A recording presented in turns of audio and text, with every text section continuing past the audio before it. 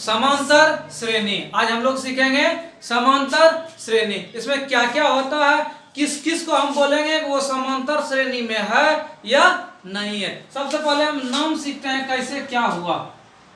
समांतर और क्या श्रेणी।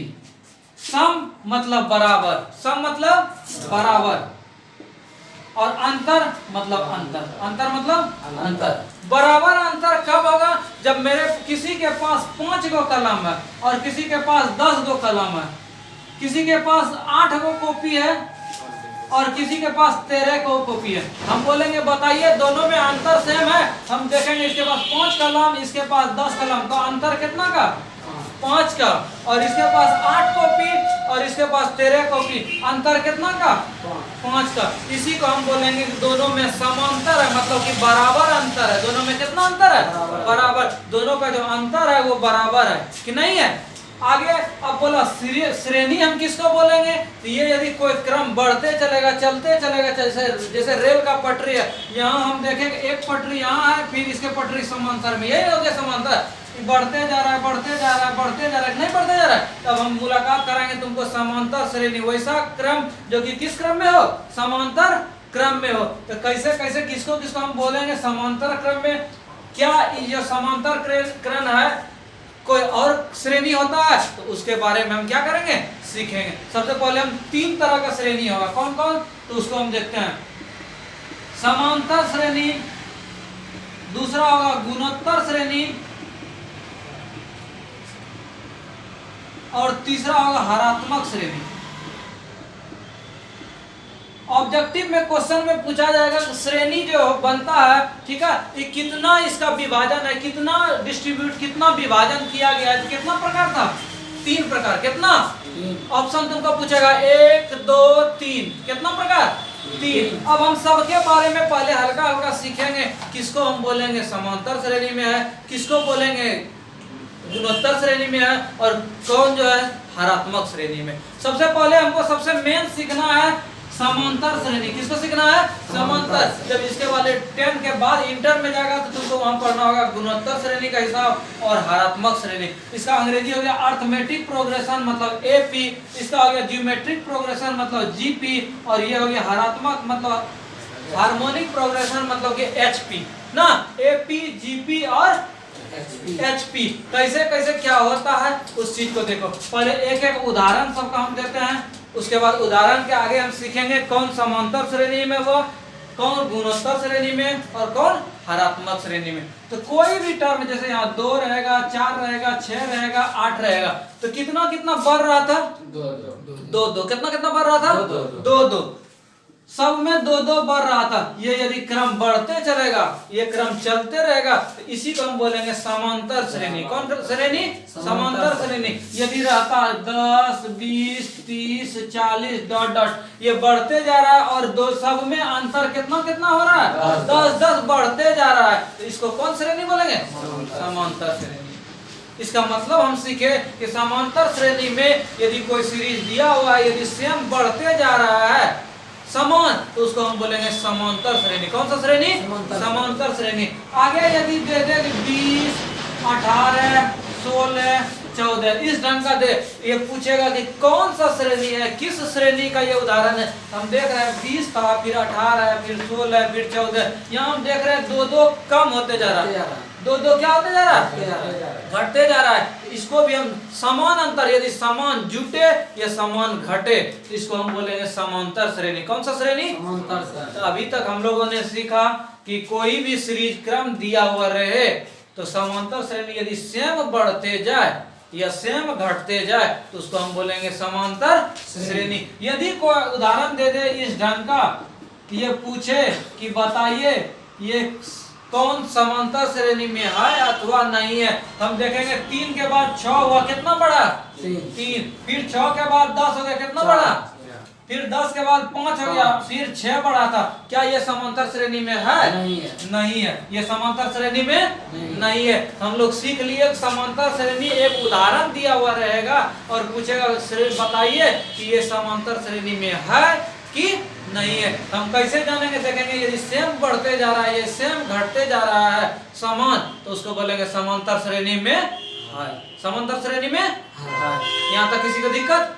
आगे चलो, आगे हम गुणोत्तर श्रेणी कैसे हम जानेंगे। गुणोत्तर श्रेणी में बोला यदि किसी भी चीज से आगे हम बढ़ते जा रहे हैं, यदि किसी चीज से गुना होते जा रहा है अथवा भाग होते जा रहा है तो उसको बोलेंगे गुणोत्तर श्रेणी। क्या बोलेंगे? गुणोत्तर श्रेणी। जैसे यहाँ 1 दे दिया, फिर 2, 4, 8, 16 इस ढंग का हम देख रहे हैं। आगे तो बढ़ते जा रहे हैं लेकिन 2 से गुना, 1 गुना 2, 2 हो गया, 2 दूनी 4, 4 दूनी 8, 8 दूनी 16। इसको हम बोलेंगे गुणोत्तर श्रेणी। क्या बोलेंगे? गुणोत्तर श्रेणी। जैसे दे देगा 3, 6, उसके बाद 3, 6, उसके बाद 12, उसके बाद 24, 10। हम इसको बोलेंगे गुणोत्तर श्रेणी। क्यों? यहाँ भी फिर 2 से गुना, फिर 2 से गुना, फिर 2 से गुना, इसको क्या बोलेंगे? गुणोत्तर श्रेणी। क्या बोलेंगे?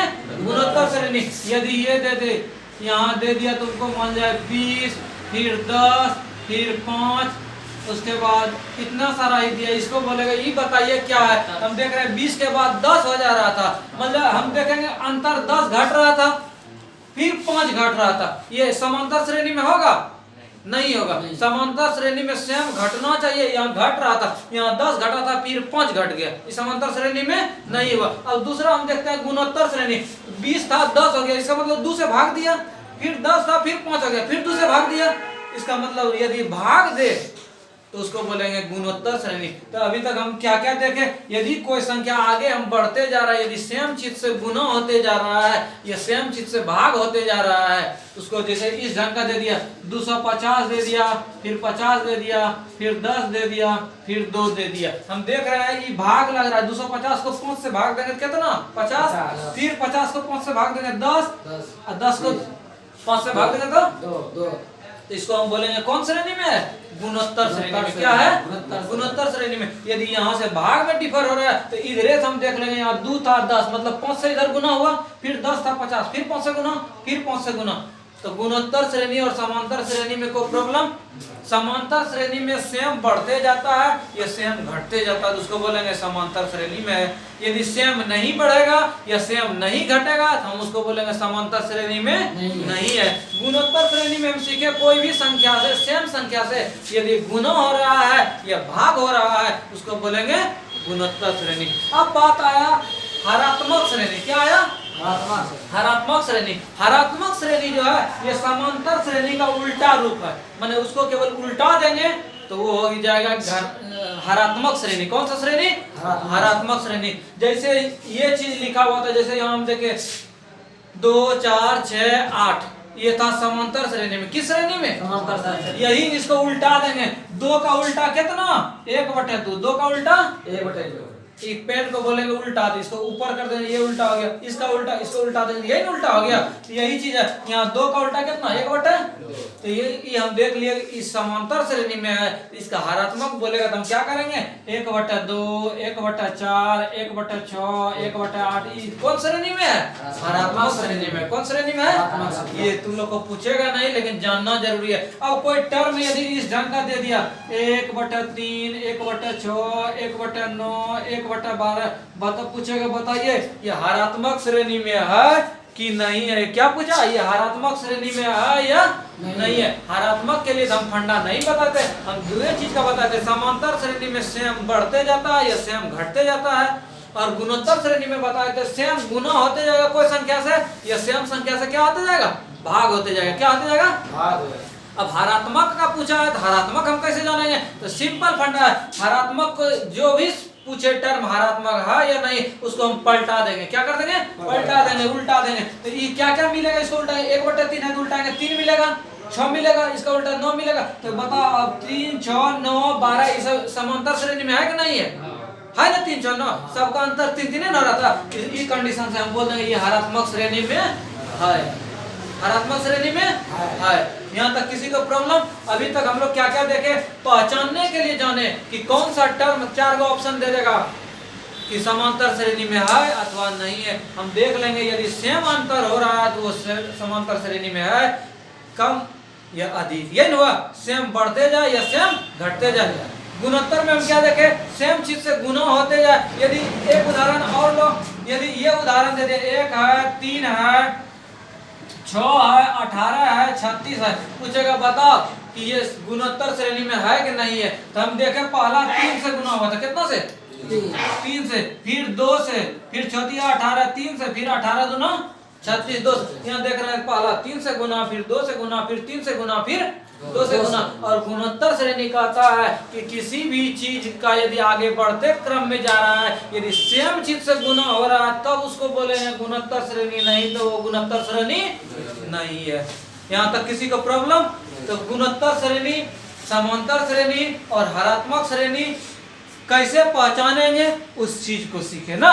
इसके आगे आगे हम चलेंगे, समांतर श्रेणी में सीखेंगे क्या क्या होता है। समांतर श्रेणी, इसमें हम देखेंगे पहला पद सर्वांतर या पदांतर, इसको बोलेंगे कॉमन डिफरेंस।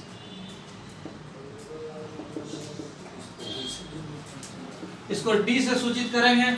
पहला पद, ये पहला पद हो गया फर्स्ट टर्म। इसको ए से सूचित करेंगे अंतिम पद। इसको टीएन से सूचित करेंगे। उसके बाद पदों की संख्या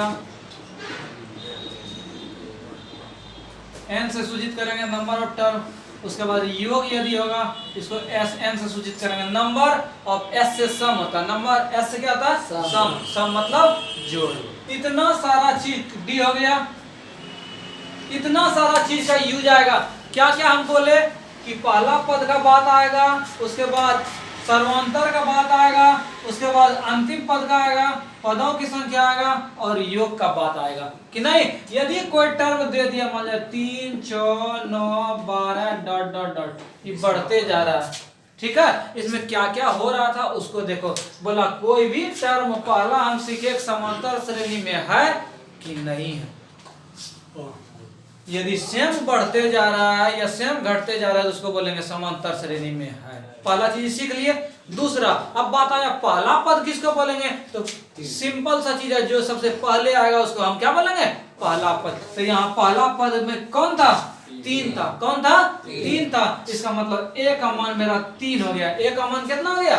3 हो गया, पहला पद। अब बात आया डी का मान निकालना, कॉमन डिफरेंस। तो डी का मान कैसे निकालेंगे? तो बोला डी के लिए आपको कुछ नहीं करना है। ये जो पहला टर्म है ये हो गया आपका पहला पद। कौन पद? पहला पद। पहला पद हो गया, इसको लिख दिया T1। T मतलब टर्म 1, पहला टर्म। दूसरा पद मतलब T2, तीसरा पद मतलब T3, चौथा पद मतलब T4, पांचवा पद मतलब T5, एनवा पद मतलब Tn, एनवा टर्म मतलब Tn। अब यहाँ क्वेश्चन में ये सीरीज दिया हुआ है, हम बोलेंगे इसमें पहला पद कितना है? कितना है? 3। दूसरा पद कितना है? तीसरा पद कितना है? चौथा पद कितना है? इसमें हम क्वेश्चन पूछेंगे T3 का मान कितना है? T3 मतलब टर्म क्या मान पूछ रहा है? तीसरा टर्म क्या था? कोई दिक्कत? पहला टर्म को हम T1 भी बोले, ए हो गया, ए का मान निकल गया। अब डी कैसे बोलेंगे? तो बोला डी का मान जो होगा ये आगे वाला जो होगा, आगे वाला में पीछे वाला घटाना, ये नहीं इसमें इसको घटाना, इसमें इसको घटाना। इसका मतलब T2 माइनस क्या? T1, T2 minus T1, T2 minus. दूसरा चीज हम कैसे करेंगे? दूसरा टर्म में पहला टर्म को घटा देंगे, डी का मान निकल जाएगा। या कुछ भी तुम करो, तीसरा टर्म में जमा टर्म, दूसरा टर्म घटा देंगे। ये चौथा टर्म है, चौथा टर्म में तीसरा टर्म, इसका मतलब यदि समांतर श्रेणी में है सब तो सेम ही होगा। ई वाला में इसको घटा देंगे, डी का मान चाहिए, इसमें इसको घटा दो। सब में देखो 12 में 9 घटाएंगे 3, 6 में कितना? 3 घटा। किसी में भी घटाएंगे वो किसका मेरा मान निकल जाएगा? डी निकल जाएगा। यहाँ तक कोई दिक्कत? अब बताया एन कितना, एन किसको हम बोलेंगे? ठीक है, एन कैसे बोलेंगे कि जैसे कि हम यहाँ से चले, ठीक है, यहाँ से एक कदम में हम चले 5 मीटर। कितना मीटर? 5 मीटर। फिर दूसरा में 5 मीटर, एक कदम में 5 मीटर चलते, 5 मीटर चलते जाएंगे, नहीं चलते जाएंगे। हमको यहाँ से जाना है मान लीजिए रोड तक, घर से जाना है रोड तक, तो जितना कदम में हम रोड पर पहुंच जाएंगे उसी को बोलेंगे एन। उसी को क्या बोलेंगे? एन। एन मतलब पद, कितना डेग हम चले या कितना पैर हम यहाँ से 1 डेग 2 डेग चले, जो कि हम कहाँ पहुंच गए? रोड पे पहुंच गए, उसी को हम बोल दिए एन। उसी को क्या बोल दिए? एन। उसके बाद यहाँ से जो हम चलते गए रोड पे गए, जो सबसे लास्ट में 3 4 9 12 लास्ट में मान जाए 99 मिला, चाहे कुछ मिलेगा सबसे लास्ट में, इसी को हम बोलेंगे लास्ट टर्म। लास्ट टर्म मतलब जो सबसे लास्ट में रहेगा उसको हम बोलेंगे लास्ट टर्म। क्या बोलेंगे? Last term. जब यहाँ पहला पद को T1 लिख रहे थे, तो N1 टर्म यदि लास्ट लिखे तो इसको क्या लिखेंगे? Tn। तो हम लास्ट पद यहाँ मेरा कितना था मान जाए? 99। कितना था? 99। अभी तक हम लोग क्या क्या देख लिए? पहला पद को A बोले, कॉमन डिफरेंस D हो गया, अंतिम पद Tn हो गया, जितना कदम हम चले तो क्या हो गया? एन हो गया। दो तरह का बात है, यहाँ से हम यदि रोड तक चले तो कितना कदम हम चले कि नहीं चले। अब क्वेश्चन पूछेगा ये जो कदम चले कितना मीटर चले, उसको सबको जोड़ के बताइए। तो वही मेरा हो गया एस एन। क्या हो गया? एस। यहाँ तक कोई दिक्कत? आगे चलो, आगे हम क्या देखेंगे? आगे हम देखते हैं कि यदि कॉमन डिफरेंस डी लिया है, कॉमन डिफरेंस कितना लिया है? डी लिए हैं, तो क्या क्या मिल सकता है? कॉमन डिफरेंस डी का मतलब है पहला पद ए हुआ, फिर डी डी बढ़ते जाएगा, यही ना। तो दूसरा पद मेरा कितना हो जाएगा? ए प्लस डी। कितना बढ़ रहा है? डी। दूसरा पद कितना? ए प्लस 2d। तीसरा पद ए प्लस डी। इसी ढंग से बढ़ता जाएगा। हम यहाँ क्या देख रहे हैं? यहाँ पहला पद था ए था, दूसरा पद ए प्लस क्या डी, ई हो गया T1, पहला पद E2 T2 T3 T4। यही हो रहा था, कुछ लग रहा है। यहाँ पहला पद था ए था, दूसरा पद ए प्लस डी, तीसरा पद बोले ना ए प्लस 2d, या चौथा पद बोले तो ए प्लस 3d, ए प्लस। इसका मतलब जितना टर्म बोल रहा है पहले तो ए लिख रहा है लेकिन एक कम कर दे रहा है। जैसे ये चौथा पद पूछा तो 3d लिख दिया, तीसरा पद पूछा क्या डी लिखा? 2d।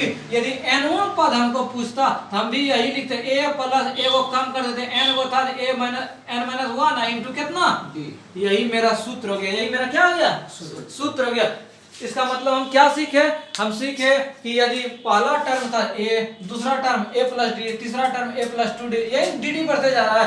यदि यहाँ चौथा हो गया, फिर पांचवा क्या बोलता है? a प्लस क्या डी, फिर a प्लस 5d। चौथा हो गया, ये पांचवा हो गया, ये छठा हो गया। तो कुछ अंतर हमको लग रहा है। छठा पद था तो ए तो सब में हो रहा था, लेकिन जितना टर्म पूछ रहा, जैसे छठा पद पूछा एक कम कर दिया 5d, पांचवा पूछा एक कम करके 4d, फिर चौथा पूछा ए प्लस, तो एनवा पूछेगा तो हम ए प्लस एन माइनस 1, ये जब पूछ रहा है उसे एक कम कर रहे हैं। तो यही मेरा सूत्र हो गया और इसका बहुत इस्तेमाल होगा। एनवा पद का मतलब, एनवा पद मतलब क्या? कि कदम यदि हम चलते जा रहे हैं तो वहाँ जो गड्ढा हम चलेंगे तो क्या हमको मिलेगा, इसको ही खोजना। हम बोल दिए Tn, तो Tn का मेरा सूत्र होगा a plus n minus 1 into D. यहाँ तक कोई प्रॉब्लम? इससे रिलेटेड क्वेश्चन क्या क्या मिलेगा उस चीज को समझो। कोई सीरीज दे देगा, बोलेगा पहला पद तो खोज लेगा, यदि पूछेगा डी तो डी निकाल लेगा। अब इससे रिलेटेड कैसे कैसे क्वेश्चन पूछेगा उस चीज से मुलाकात हम कराते हैं। क्वेश्चन है 6 9 12 का सार्व अंतर क्या होगा? सार्व अंतर बोलो, क्या क्या हम बोले थे? सार्व अंतर या बोलेगा पदांतर या कॉमन डिफरेंस, सबका नाम एक ही है। हम इसके पीछे हमने सिखाया, क्या सिखाया? सार्व अंतर यदि निकालना है तो आगे वाला जो टर्म होगा पीछे वाला टर्म को क्या करना है? घटा देना। मतलब आगे वाला 9 था, इसमें इसको घटा दिया, अंतर कितना? 3। 12 में घटा दिए 9 तो कितना? 3। इसका मतलब इस क्वेश्चन का कॉमन डिफरेंस कितना है? 3। यही मेरा क्या हो गया? आंसर हो गया। ये तो गलत किसका होगा? हम बोले थे आगे वाला जो टर्म है उसमें पीछे वाला घटाना है। याद यदि नहीं रहेगा तो क्या कर देगा? 6 में 9 घटा देगा, तो यहाँ 6 में 9 घटा देगा तो 6 में 9 घट गया कितना? -3। तो फट से टिक लगा देगा -3 और उसका क्या हो जाएगा? गलत हो जाएगा। हम क्या बोले? आगे वाला मतलब कि सेकेंड टर्म में पहला टर्म को घटाना या तीसरा टर्म में दूसरा टर्म को घटाना, इस चीज को ध्यान रखना। आगे देखो सेम फंडा, इस सीरीज दिया हुआ है, बोला सार्व अंतर निकालना। क्या निकालना है? सार्व अंतर। यही था सेकेंड टर्म में फर्स्ट टर्म को घटा देगा। सेकेंड टर्म यहाँ एक में 3 घटा दिए, 1 टका था और 3 टका कर्ज था, किसी को देना था, तो क्या रुपया कर्ज -2 है कहीं डी में है। यही मेरा क्या हो गया आंसर हो गया। फट से हम गोला रंग देंगे डी, बिना जाने हम रख सकते हैं। बगल वाला बोलेगा 2 3, हम जो कॉन्फिडेंस हम जानेंगे तब इसको टिक करेंगे। किसी से पूछने का है जरूरी नहीं, जरूरी नहीं है। आगे देखो इस सीरीज दिया हुआ बोला सार्व अंतर क्या होगा, सार्व अंतर मतलब डी निकालना है, पद अंतर 4 6 कितना था यहाँ अगला टर्म 10 और 10 में जो फर्स्ट वाला को घटा दिए तो कितना 6, या ई वाला में इसको घटा देगा 16 में 10 तो 6, तो मेरा आंसर कितना आंसर। आगे ये टर्म दिया हुआ था, किसी विद्यार्थी को क्या प्रॉब्लम होगा, माइनस देखेगा और बोलेगा हमसे नहीं बनेगा। माइनस नहीं घबराना है, आंख कान मूंद के क्या करना है, दूसरा टर्म को लिखेंगे। दूसरा टर्म मेरे पास कितना था -1, यहाँ -1 लिख दिए, इसमें घटाना था माइनस का चिन्ह लिख दिए, कितना घटाना था -5, यहाँ -5 लिख रहे थे, यहाँ माइनस अच्छा नहीं लग रहा था इसीलिए इसको ब्रैकेट से घेर दिए जो कि देखने में अच्छा लगे जिसको अच्छा हम लगा देते हैं माइनस, यहाँ माइनस और ब्रैकेट माइनस क्या प्लस। और किसी विद्यार्थी को ये भी घटाने में सस्पेंस होगा कि कैसे घटाएंगे। सिंपल फंडा, 1 रुपया माइनस मतलब तुम किसी का कर्ज लिया था, 5 रुपया प्लस मतलब पॉकेट में था, 5 रुपया मेरे पॉकेट में है, 1 रुपया किसी का कर्ज लिए थे, 1 रुपया उसको दे दिए, मेरे पॉकेट में क्या रुपया बचा, 4 रुपया पॉकेट में बचा के 4 रुपया कर्जे रह गया, पॉकेट में बचा तो पॉकेट में रह गया, इसका मतलब क्या, यही मेरा क्या हो गया सार्व अंतर निकालना। नेक्स्ट एक क्वेश्चन थोड़ा सा मिस हुआ था, यहाँ क्या होगा 3 1 -1, यहाँ -3 छप गया था, -1 और कितना -3। हम किसी भी टर्म को घटा सकते हैं, इसमें ई वाला को घटाएं तो ई वाला को घटाएं, ई वाला को इसमें घटाएं, माने बगल में जो होगा उसके पीछे जो होगा, तीसरा के पीछे दूसरा होगा, चौथा के पीछे तीसरा होगा, सेम होगा। यदि समांतर श्रेणी में होगा तो सेम होगा। इसमें इसको घटा दो चाहे इसमें इसको घटा दो चाहे इसमें इसको घटा दो, सब अंतर क्या होगा सेम होगा और सर्वांतर हम निकाल लेंगे। सवाल है एपी मतलब समांतर श्रेणी में है 2 प्लस √2, उसके बाद है 2 प्लस 2 √2, उसके बाद 2 प्लस 3 √2, बताना है सर्वांतर। तो कोई स्टूडेंट क्या करेगा, √2 वाला मतलब कि रूट वाला क्वेश्चन देखेगा, बोलेगा हमसे नहीं बनेगा। सर्वांतर का सेम फंडा है कि जो दूसरा टर्म है उसमें पहला टर्म को घटाना है, बाकी कुछ नहीं करना है। यहाँ दूसरा टर्म मेरा कितना था 2 √2, कितना था 2 यहाँ हम लिख दिए 2 √2, इसमें घटाना है माइनस फर्स्ट वाला कितना था 2, इसको घटाना, यहाँ 2 प्लस यहाँ 2 माइनस, ये दोनों खत्म हो गया तो मेरा क्या बचा √2 है कहीं डी में है, यही मेरा क्या हो गया आंसर हो गया। ये भी कर सकते थे, नहीं तो हम ई वाला में तीसरा वाला में इसको घटा के देखते। तीसरा वाला कितना था यहाँ 2 √2, कितना था 2 √2, इसमें हम घटाते फर्स्ट इसका जो पीछे वाला यही वाला था ना 2 प्लस √2, इसका क्या रिजल्ट था 2 प्लस 2 √2 -2 माइनस √2, 2 कैंसिल हो गया, यहाँ 2 का √2, यहाँ 1 √2, 2 का √2 में 1 √2 घट गया तो क्या √2 1 √2, यहाँ √1 आंसर बन के रेडी। भारी था नहीं, आगे चलो। आगे बोला इसी ढंग का समांतर श्रेणी में है तो हम वही काम करेंगे। ई वाला जो सेकंड टर्म है कितना था 3 प्लस √2, 3 प्लस √2, इसमें फर्स्ट वाला घटाएंगे, फर्स्ट वाला कितना था 3, तो इसमें 3 घटा दे, 3 खत्म, क्या बच गया √2, जहाँ √2 होगा वही मेरा क्या हो जाएगा आंसर हो जाएगा। ई नहीं हम रट के गए 1 का डी 2 का सी 3 का डी 5 का ए, रटने का काम है बनाने का काम है ना। क्या करते हैं पदांतर में ई वाला आगे वाला जो टर्म है उसमें पीछे वाला टर्म को घटा देते हैं। अब ई वाला देखो बोलेगा अरे ये तो बटे वाला आ गया, इसका हम पदांतर कैसे निकालेंगे। सेम काम वही करना है कुछ भी हो।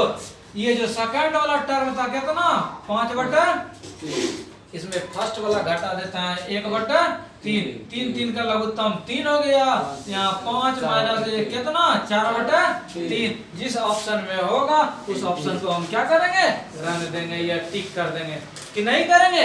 अंदाज से था बनाने वाला कि अंदाज से रंग देंगे एक का नहीं ना। अगला क्वेश्चन सेम इसी ढंग का है।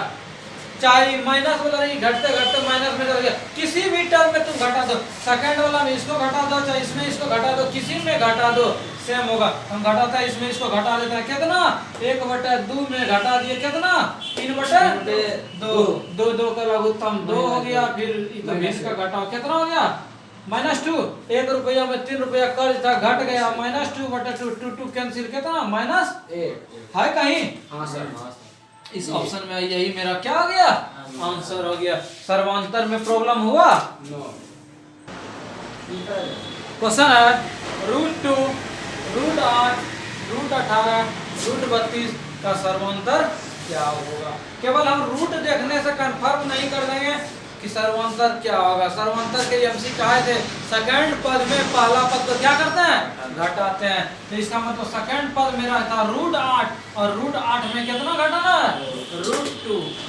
जो घटा के होगा वही मेरा क्या होगा आंसर होगा। लेकिन बात है जब √8 है और √2 है, हम घटाना जानेंगे तभी हमसे बनेगा। यदि हम घटाना नहीं जानेंगे तो हमसे नहीं बनेगा। तो देखो कैसे हम करते हैं। √8 को पहले गुणनखंड हम तोड़ेंगे, कैसे तोड़ते हैं उस चीज को सीखो।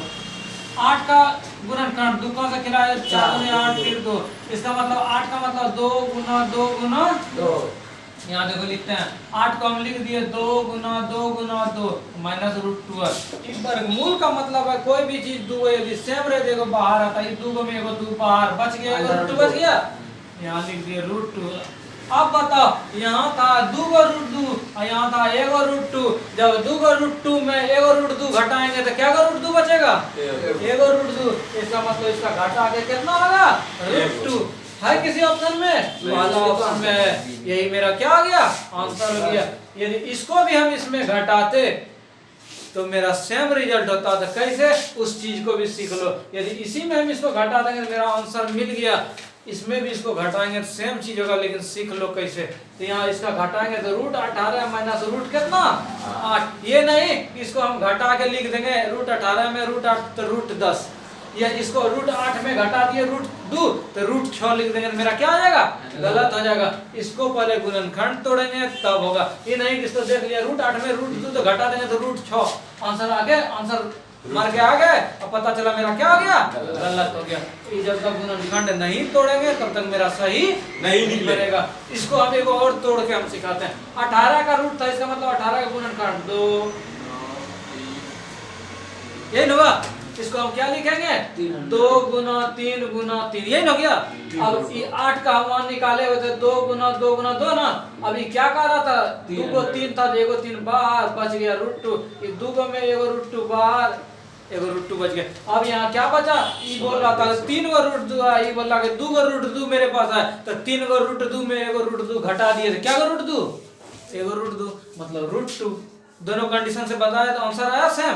यही चीज करना था। ये नहीं इसको देख लिए अरे √8 है, √8 में √2 घटा दो √6 आंसर क्या हो जाएगा गलत। और उससे भी कोई तेज रहेगा बोलेगा इसमें घटा, कोई इसमें घटा दिया, और उससे भी कोई तेज निकला तो √18 और √18 में 8 घटा दिया √10 आंसर क्या हो जाएगा गलत है ना। और उससे भी कोई होशियार रहेगा क्या लिख देगा इनमें से कोई नहीं, रूट वाला है इनमें से नहीं, सबका क्या हो जाएगा गलत हो जाएगा। जो इस ढंग से बनाना जानेगा उसका क्या होगा सही होगा। बिना बनाए जो है आंसर रखने वाला था क्वेश्चन, बनाएंगे तब ना रखेंगे।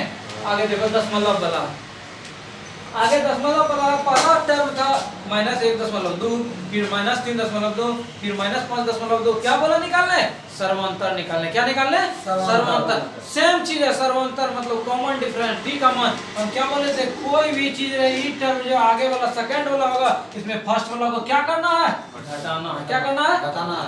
इस टर्म में था -3.2, यहाँ लिख दिए -3.2 घटाना था, बीच में माइनस चिन्ह दे दिए। ये बोला इसके पास पूछे तुम्हारे पास कितना पैसा है, ये बोला मेरे पास कर्जा है 1 रुपया 20 पैसा। कितना कर्जा 1 रुपया 20 पैसा। यहाँ लिख दिए -1.2, यहाँ माइनस माइनस दिख रहा था इसलिए इसको अच्छा देखने के लिए क्या कर दिए ब्रैकेट से घेर दिए। आगे मेरा क्या हुआ -3.2, माइनस माइनस प्लस 1.2। अब देखो ये 3.2 जिसको घटाने नहीं आता है वो सिंपल फंडा माइनस में था 3 रुपया 20 पैसा, यहाँ 1 रुपया 20 पैसा प्लस में था मतलब उसको दे दिए। क्या कर दिए दे दिए। जिसको घटाने नहीं आता यहाँ देखो घटाने सिखा रहे हैं। 3.2 और 1.2 को घटाना था। क्या करना था? घटाना था। हम घटाते हैं, दशमलव हो गया 0, 2 में 2 0 और 3 में 1 गया कितना? 2। और चिन्ह जो होता है बड़ा वाला का चिन्ह होता है, यहाँ बड़ा कौन था? 3 वाला बड़ा था। कौन वाला था? 3 वाला। इसको जब घटाए कितना हो गया? -2। पॉइंट 0 होगा, पॉइंट के बाद 0 का वैल्यू नहीं होता, मतलब कितना? -2 है किसी ऑप्शन में? नो, नहीं है। नहीं है, इसका मतलब ऑप्शन क्या है? मिस्टेक था। इसका कितना होगा? -2। क्या क्या कम किए? कम क्या सीखे? सेकंड वाला में पहला वाला केवल घटा दिए, या इसमें भी इसको हम घटा के देखेंगे तो मेरा क्या होगा? वही रिजल्ट होगा, कितना? -2। यदि ये सवाल था, इसमें भी हम सेम काम करेंगे। इसमें माइनस वाला नहीं था, क्या करेंगे? ई वाला टर्म में ई वाला घटाएंगे। 1.7 में कितना घटाएंगे? 0.6। जिसको दशमलव नहीं घटाना आता वो देखो 1.7 लिखे, फिर जहां दशमलव है वहां दशमलव के सीध में दशमलव लिख दिए। दशमलव के बाद 6 था, यहाँ 6 लिख दिया। पहले कितना था? 0। इसको घटाते हैं 7 में 6 गया कितना? 1 है कहीं? हाँ। यही मेरा क्या हो गया? आंसर हो गया। तो सीखा दशमलव वाला, कैसे हम निकालेंगे। रूट वाला भी सीखा। गुणोत्तर श्रेणी। गुणोत्तर श्रेणी में क्या क्या होता है? जैसे कि समांतर श्रेणी में था a था, उसके बाद d बढ़ा था, उसके बाद अगला टर्म a + d हो गया था, फिर a + 2d हो गया था, फिर a + 3d। इसी ढंग से d बढ़ते जा रहा था कि नहीं बढ़ते जा रहा था। इसमें क्या होगा? गुणोत्तर श्रेणी में बोला, गुणोत्तर श्रेणी में क्या होगा? पहला टर्म जैसे a लिए गुना होते जाएगा या भाग होते जाएगा। जैसे आगे बढ़ेगा तो a r मतलब r से गुना हो गया, फिर आगे बढ़ेगा तो a r गुना r करेंगे तो ये a r स्क्वायर हो जाएगा, फिर r से गुना करेंगे तो a r पर पावर कितना? 3 हो जाएगा, फिर आगे गुना करेंगे a r पर पावर 4 हो जाएगा। इसमें पहला टर्म ये हो गया। और बोला कि कॉमन रेशियो या पदांतर जो तुमको बोलना है, main common ratio. Common ratio कैसे निकालेंगे? इसमें इसको भाग दे देंगे। क्या कर देंगे? भाग। इसीलिए r गुना करते जा रहे थे, तो इस सेकंड वाला जो टर्म था इसमें पहला वाला टर्म से क्या कर देंगे? भाग दे देंगे। वहाँ समांतर श्रेणी में घटा रहे थे और इसमें क्या देना है? भाग देना है। क्या करना है? भाग देना है। यही मेरा कॉमन रेशियो निकल जाएगा। ये जो बोलो पदांतर बोलो, कॉमन रेशियो बोलो। हम क्या सीखे? यहाँ क्वेश्चन देख रहे हैं, यदि गुणोत्तर श्रेणी होगा, जो सेकंड वाला टर्म होगा इसमें इससे क्या कर देंगे? भाग दे देंगे। इसका मतलब 4/2 मतलब कितना? 2। आंसर 2014 में एक बार क्वेश्चन पूछा हुआ था। ये देखो 3, 9, 27, 81। क्या बोले? सेकंड वाला जो टर्म होगा फर्स्ट वाला नीचे से क्या कर देंगे? भाग दे देंगे। सेकंड वाला को ऊपर में रखेंगे 27 और फर्स्ट वाला क्या कर दिए? भाग दे दिए। कितना हो गया? 9। यहाँ 9 था, 3 हो गया ना? 3। ये ई वाला टर्म में इससे भाग दे दो। ये ई वाला टर्म में यदि जीपी में रहेगा किसी भी टर्म से पीछे वाला टर्म से क्या कर दो? भाग दे दो। आगे देखो रूट वाला है, बोला 3√3 27। तो क्या करते हैं? √27 लिखते हैं, इससे भाग देते किससे? √3 से। और इससे कोई भाग देके सीधा लिख देगा 3×3 27। ऐसे भाग लगना सिखाए थे? नहीं ना। कैसे सिखाए थे? पहले इसका गुणनखंड तोड़ेंगे ना। 27 का हम तोड़ते हैं, जैसे 27 है 3 9, फिर 3 से खिला है, तो इसका मतलब 27 का मतलब कितना हो गया? 27 का मतलब हो गया 3 × 3 × 3। अब ये रूट बोल रहा था, कोई भी चीज दो सेम है, देखो बाहर बच गया मेरा एगो 3, तो यही हो गया 3√3। यहाँ लिख दिए 27 के बदले 3√3 और नीचे कितना था? √3। √3 कट गया, बच गया मेरा बेचारा कौन? 3। तो आंसर मेरा कितना हो गया? 3 हो गया। यहाँ तक कोई प्रॉब्लम? तो ये क्वेश्चन था समांतर श्रेणी और गुणोत्तर श्रेणी से। समांतर श्रेणी और गुणोत्तर श्रेणी से। इसके अगले क्लास में हम सिखाएंगे समांतर श्रेणी में 2, 4, 6, 8 इस ढंग का यदि है तो 20वां पद क्या होगा? 20वां पद क्या होगा? अथवा क्वेश्चन ये टर्म यदि बढ़ते जाएगा तो 20 पदों का योग कैसे हम निकालेंगे? उसके बाद हम लोग पढ़ते आ रहे हैं Sn बराबर n/2 × 2a + n - 1 × d। ये हम सूत्र जान रहे हैं, ये कैसे सूत्र बना इस चीज को हम सिखाएंगे कि ये सूत्र कैसे बना। आगे हम सिखाएंगे कि 1 से यदि 1000 तक यदि जोड़ने दे दे हम सेकंडों में कैसे हम 1 से 1000 तक जोड़ेंगे। तो इसके नेक्स्ट क्लास में समांतर श्रेणी के दूसरे क्लास में क्या क्या मिलेगा? कोई टर्म दिया हुआ है, बोलेगा 20वां पद 50वां पद कैसे निकालेंगे, 20 पद का 50 पद का जोड़ कैसे निकालेंगे, या Sn का ये जो सूत्र होता है वो सूत्र जो है हम कैसे निकला उस चीज को सिखाएंगे। उसके बाद 1 से बोलेगा 5000 या 10,000 तक जोड़ने के लिए हम कैसे सेकंडों में हम जोड़ देंगे।